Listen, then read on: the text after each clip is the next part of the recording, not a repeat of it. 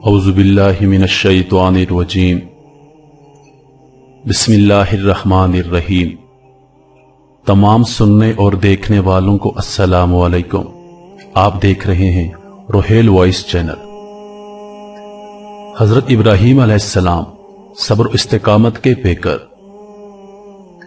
اسلام کی تاریخ قربانیوں سے بھری پڑی ہے۔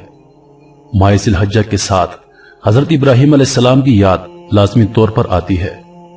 مناسک حج ہوں یا قربانی کا موقع، مکہ مکرمہ کی وادی ہو یا منی و عرفات کی گھاٹیاں، صفا و مروہ کی چٹانیں ہوں یا چائے زمزم کا آبی شیریں، حضرت ابراہیم علیہ السلام کی یاد اہل اسلام کو ایک نئے جوش و خروش سے ہمکنار کرتی ہے۔ آپ کے تذکرے سے پس پردہ دلوں کو نئی زندگی ملتی ہے، مایوس دلوں کو حوصلہ ملتا ہے۔ آپ کے واقعہ سننے سنانے سے عقیدے میں پختگی اور عمل میں چستی پیدا ہوتی ہے۔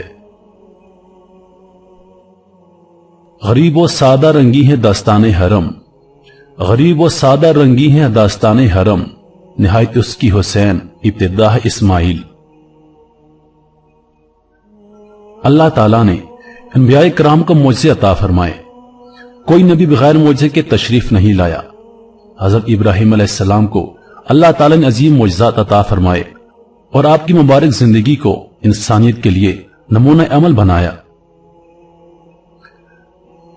آپ نے زندگی کے ہر مرحلے میں دین اسلام کی حیات و بقا کے لیے اپنا ہر لمحہ ہر سانس قربان کر دیا، یہاں تک کہ اپنا مال، اپنی اولاد اور اپنی جان بھی حق تعالیٰ کے لیے قربان کر دی۔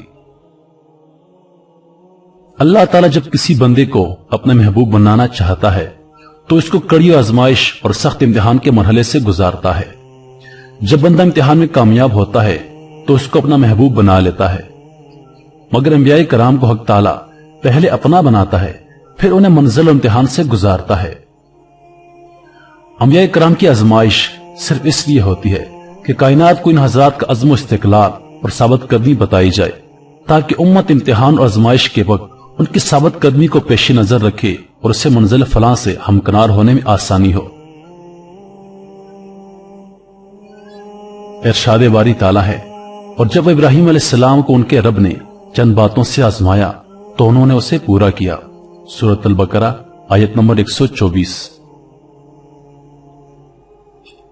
جب اللہ تعالیٰ نے قوم سے علیحدگی اختیار کرنے کا حکم فرمایا تو حضرت ابراہیم علیہ السلام اللہ کے لیے اپنی قوم سے علیحدہ ہو گئے۔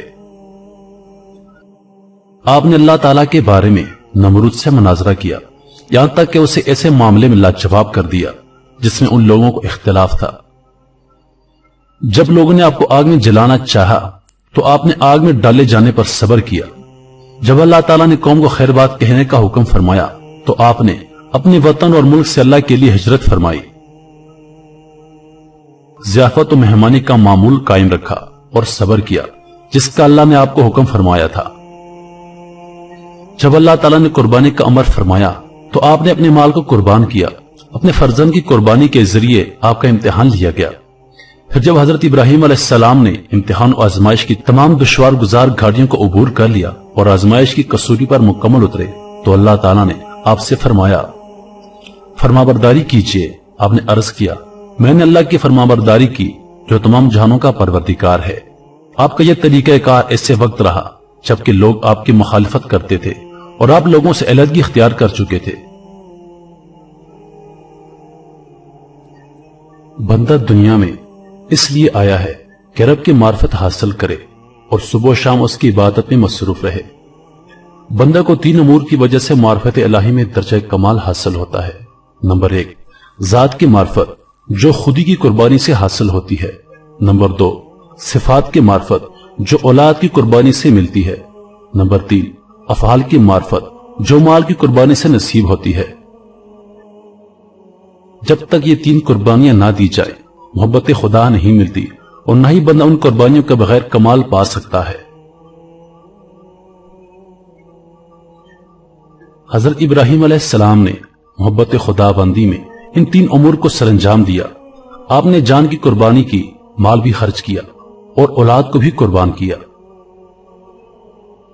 محبت کی علامت اور نشانی یہ بتائی گئی ہے کہ چاہنے والا جو عمل کرے اپنے محبوب کے لیے کرے، سننا چاہے تو صرف محبوب کی بات سنے اور گفتگو کرے تو صرف اسی کا تذکرہ کرے۔ سیدنا ابراہیم علیہ السلام محبت الہی میں اتنا سرشار رہے کہ بذات خود ذکر خدا میں مستغرق رہتے، کسی اور سے اللہ کا ذکر سنتے تو ذکر الہی سے لطف اندوز ہوتے، ذکر کی حلاوت اور شیرینی کے اثر سے اس قدر متاثر ہوتے کہ ذکر کرنے والے شخص سے بار بار ذکر کرنے کی خواہش ظاہر کرتے۔ ذکر الہی کی نسبت سے کوئی قربانی دینے کی نوبت آ جاتی تو گریز نہ کرتے۔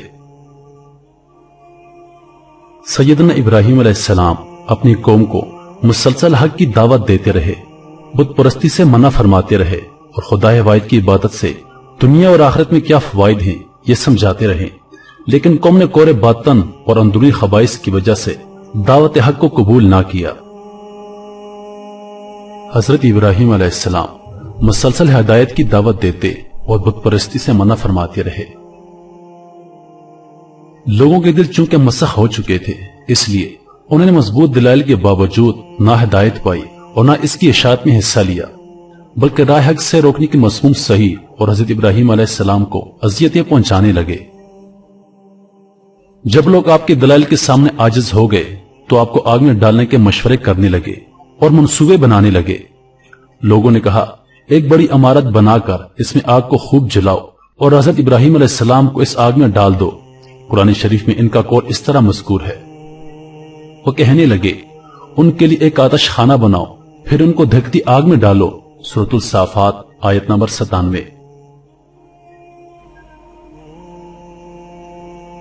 لوگوں نے کہا حضرت ابراہیم علیہ السلام کو جلا دو اور اپنے خداؤں کی مدد کرو اگر تم کرنے والے ہو۔ سورۃ الانبیاء آیت نمبر 68۔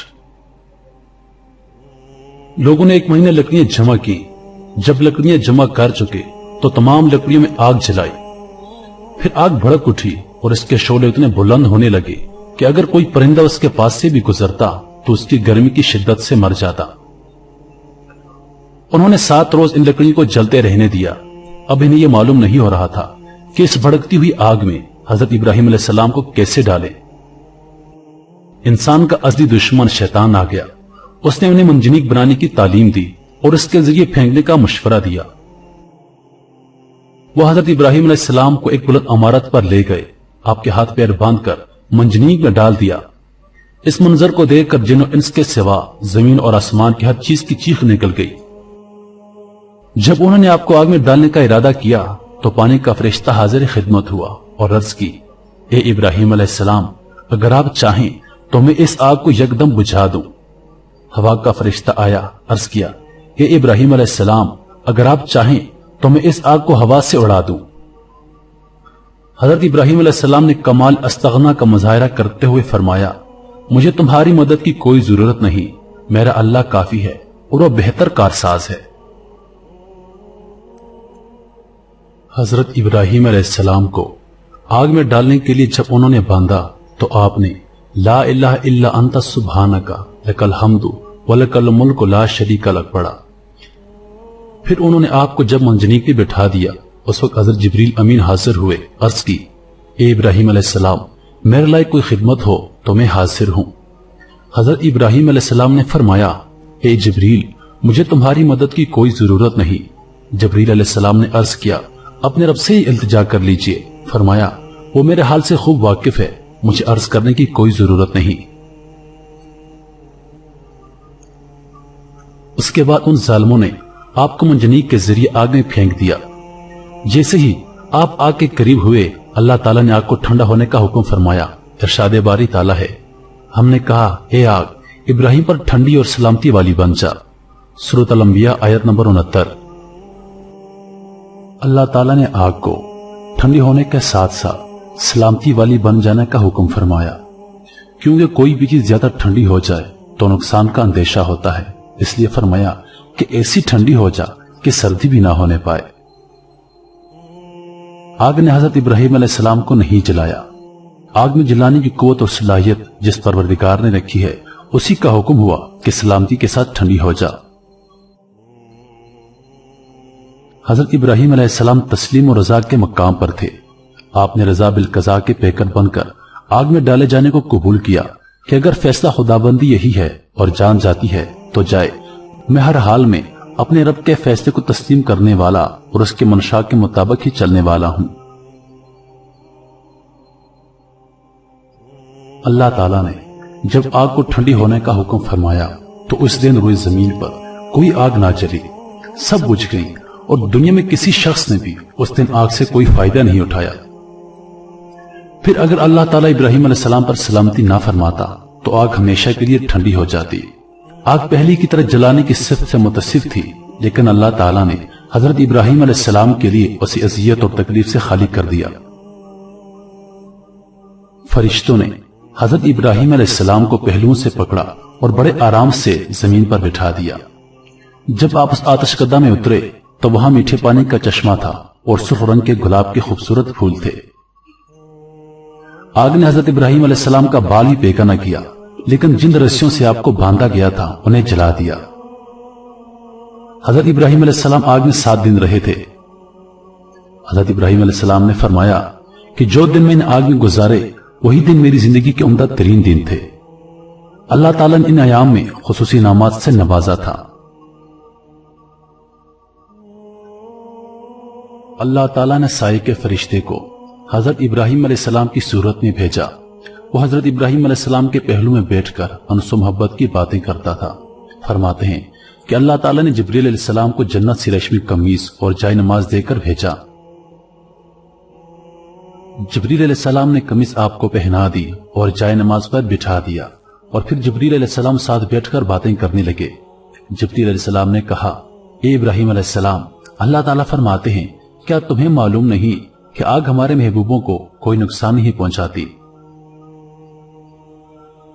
پھر نمرود نے اپنے محل کی بالکونی سے حضرت ابراہیم علیہ السلام کو دیکھا تو عجب نظارہ دیکھا کہ حضرت ابراہیم علیہ السلام ایک باغیچے میں بیٹھے ہوئے ہیں اور فرشتہ آپ کے پہلو میں بیٹھ کر محو گفتگو ہے، جبکہ آپ کے ارد گرد آگ لکڑیوں کو جلا رہی ہے۔ نمرود نے اپنے محل کے اوپر سے آواز دی، اے ابراہیم، آپ کے خداوندی عظیم کی قدرت کا یہ کرشمہ ہے کہ اس نے آپ کے درمیان اور آگ کے درمیان اب جو روک لگا دی اسے دیکھ رہا ہوں۔ اے ابراہیم، کیا آپ اس آگ سے نکل بھی سکتے ہیں؟ فرمایا، ہاں۔ پھر نمرود نے پوچھا کہ آپ کو کوئی خدشہ ہے کہ اگر آپ اس میں ٹھہرے رہیں تو یہ آگ آپ کو جلا دے گی؟ فرمایا، نہیں۔ نمرود نے کہا، پھر کھڑے ہو جائیے اور باہر نکل آئیے۔ حضرت ابراہیم علیہ السلام آگ کے شعلوں کے درمیان سے چلتے ہوئے باہر تشریف لائے۔ حضرت ابراہیم علیہ السلام آگ سے صحیح سلامت باہر تشریف لائے۔ آگ آپ کو معمولی نقصان بھی نہ پہنچا سکی۔ اس عظیم معجزے کو دیکھ کر بھی وہ لوگ مسلمان نہ ہوئے تو آپ نے حکم الہی کے مطابق اپنا وطن ترک کیا اور وہاں سے ہجرت کر کے ملک شام کی طرف کوچ فرمایا۔ آج بھی ہو اگر ابراہیم کا ایمان پیدا، آج بھی ہو اگر ابراہیم کا ایمان پیدا، آگ کر سکتی ہے انداز گلستان پیدا۔ پیارے دوستو، مزید ویڈیوز کے لیے ہمارے چینل کو سبسکرائب کریں اور چینل پر موجود بیل کے بٹن کو دبائیں تاکہ نوٹیفیکیشنز کے ذریعے ہماری ویڈیو سب سے پہلے آپ کو پہنچے۔ زندگی رہی تو اگلی بار ایک اور معلوماتی ویڈیو لے کر آپ کی خدمت میں حاضر ہوں گا۔ تب تک کے لیے خدا حافظ۔ اللہ پاک آپ سب کا حافظ و نگہبان۔ السلام۔